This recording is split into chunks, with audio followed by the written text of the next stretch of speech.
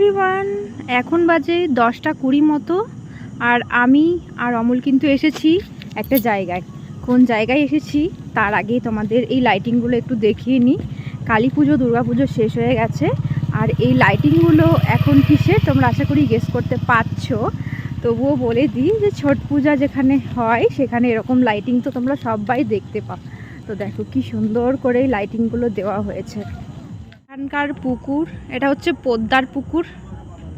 যারা আমার আশেপাশে থাকো তারা চিনবে। তো ছট পুজোর প্রস্তুতি প্রায় শেষ। দেখো সুন্দর সুন্দর লাইটিং দিয়ে ভরিয়ে দিয়েছে পুকুরের পাড়। তো কালকেই ছট পুজো হবে, কাল আর পরশু 2 দিন ধরে ছট পুজো হয় আমরা জানি। তো তার প্রস্তুতি প্রায় শেষের মুহূর্তে। আর যারা পুজো করে, এই যে দেখো ছোট ছোট মন্দির বানিয়ে গেছে পুকুরের পাড়ে।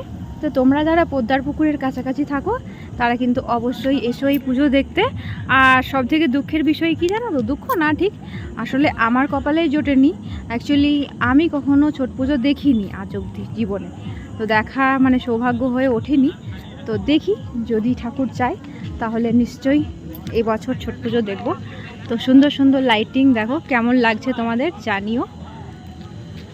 আর বাই দ্য ওয়ে ছট পুজো কাদের কাদের আছে সেটাও কিন্তু কমেন্টে জানিও। দেখা হচ্ছে নেক্সট ব্লগে। Bye bye.